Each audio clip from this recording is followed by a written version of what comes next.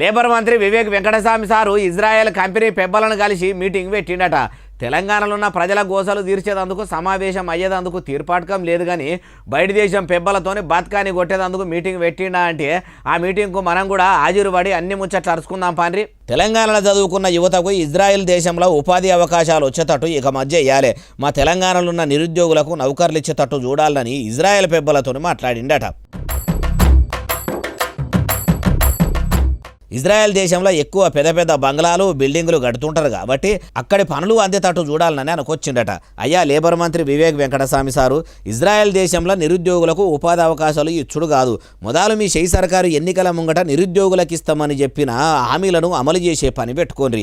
ఉదికు మీ కాంగ్రెస్ సర్కారు రాజీవ్ యువ వికాసం పథకం కింద నిరుద్యోగులకు దందాలు పెట్టుకునేందుకు సాయం చేస్తామని అన్నది. ఇప్పటి వరకు ఆ ముచ్చటనే లేదా? అటు నిరుద్యోగులకు ఉద్యోగ క్యాలెండర్ విడుదల చేస్తామంటిరి, ఇప్పటి వరకు వాళ్లకు జాబ్ క్యాలెండర్ ప్రకటించింది కూడా లేకనే పాయే. ఇప్పుడు బయట దేశం పెబ్బలతోనే మాట్లాడితే ఏం ఫాయిదా? అంటే తెలంగాణలో ఉన్నోళ్ళందరూ ఇజ్రాయెల్ దేశం బతకబోవాలని చెప్పుతున్నారా? తెలంగాణ తెచ్చుకున్నది ఎందుకు సారు? నీళ్లు, నిధులు, నియామకాల గురించే కదా. మీరు నియామకాలు బయట దేశంలో జరిపియాలనుకుంటున్నారా? ఎట్లా అంటుర్రు ఈ ముచ్చటిన్నోళ్ళు?